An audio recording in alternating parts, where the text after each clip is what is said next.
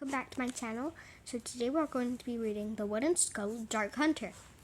It's one of my favorite Dark Hunter books, so I hope you guys like it.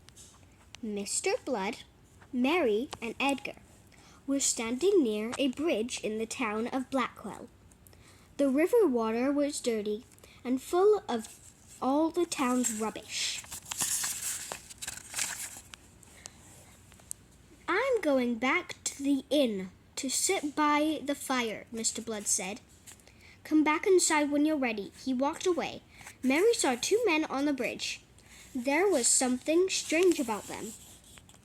"Look, Edgar," said Mary, "those two men over there on the bridge, they look exactly the same." Edgar said, "How strange. The two men look like twins. They were just the same as each other in every way." There's the picture, by the way. The men had the same face, the same haircut. Even their clothes were a perfect match. They stood looking at each other in the middle of the bridge. Edgar could see one difference between the men. However, one man looked very ill and very unhappy. The other man had a nasty smile. The men stood there saying nothing. Then, as Edgar watched, he saw that bit by bit the unhappy man's face changed. He stopped looking sad. Soon he looked quite calm and happy. The man stepped up onto the low wall at the side of the bridge. The other man did the same. Then, without a word, the two men jumped off the bridge. Mary and Edgar cried out and ran onto the bridge. As they ran, they both saw a small object rolling towards them. One of the men had dropped it before he jumped. Mary stopped to pick it up. Edgar kept on running until he reached the wall of the bridge.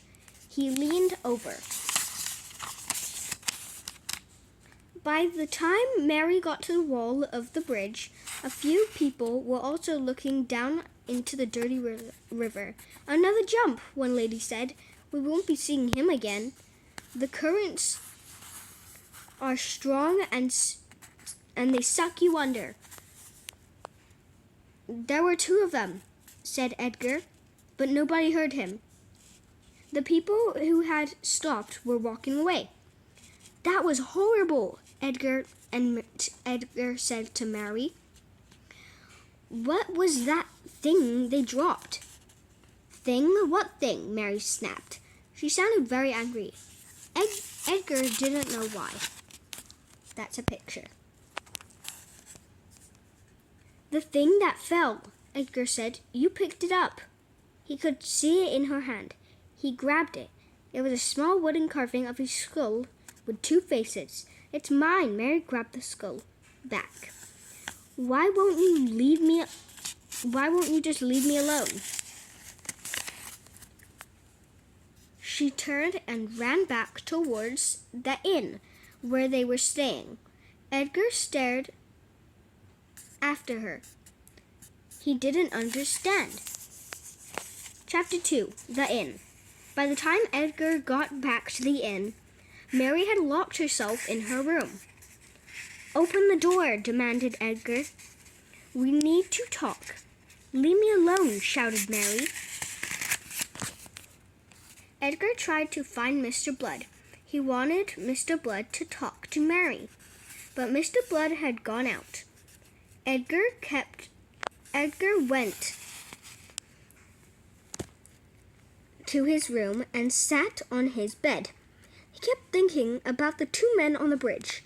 Were they twins? Why did they jump? One of them looked sad, but the other seemed happy. So why had he jumped to his death? And that's a picture. He's looking out his window. Edgar tried to talk to Mary again a few times that evening. Each time she told him to go away.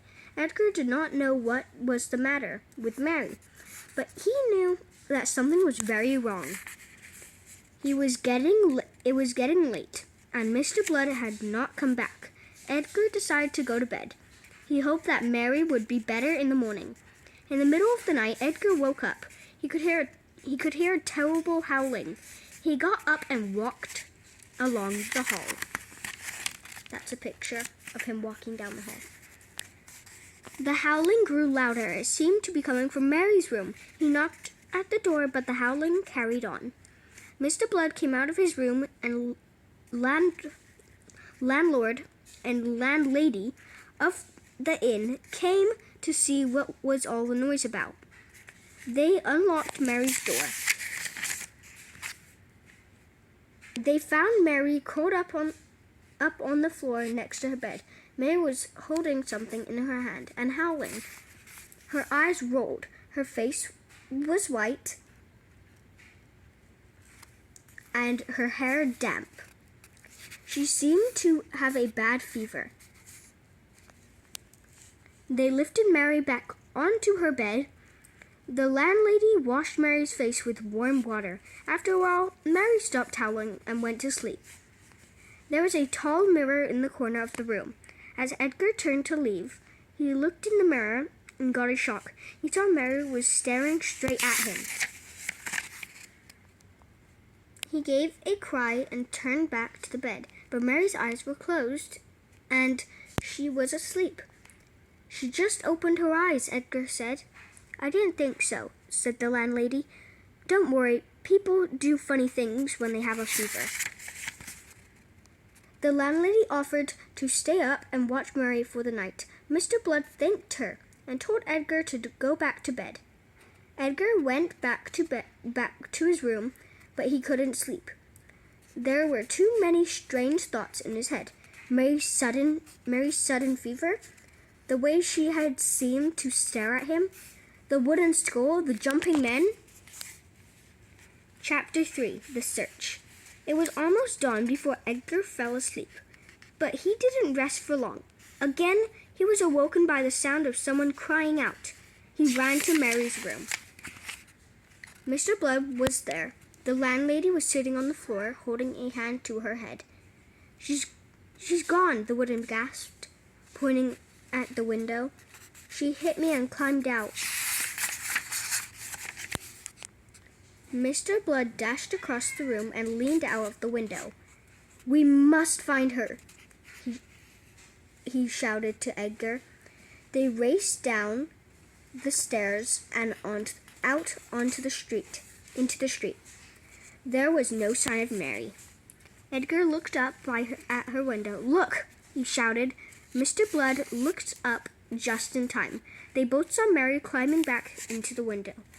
That's Mary climbing into the window, and he's pointing. Mr. Blood turns. Continue. They ran back upstairs and into Mary's room. She was sitting up in the bed, smiling. She looked well and happy. Mary, cried Mr. Blood, what were you thinking? That woman was helping you, and you hit her. Did I? Mary asked. I didn't mean to. I feel so tired. Let me sleep a little longer. She lay back down in the bed and closed her eyes. Something's not right, Edgar said to Mr. Blood, as they left the room and went down the stairs. You'll have to find somewhere else to stay, sir, said the landlord. The girl hurt my wife. Mary is sick, Mr. Blood snapped. Then he turned to the landlady. Tell me what happened. Mary does not hurt people without a good reason. That's the picture. She was holding something in her hand, said the woman. It looked like a wooden charm. She was squeezing it too tight. It's so tight. I thought she would hurt her hand. What happened next? Asked Mr. Blood. I reached out to take the charm, and just then she woke up. said the landlady. Mary sat up in the bed. She had a big smile on her face. Then she hit me over the head and climbed out the window. What sort of wooden charm? asked Mr. Blood. Edgar knew the answer. He told him what had happened the day before. When we got to the part about the wooden skull, Mr. Blood turned pale. The double skull, he shouted. Follow me, Mary is in great danger. Alright, let's stop here. And I hope you guys enjoyed this. Wait till the next video, and I will turn on chapter 4.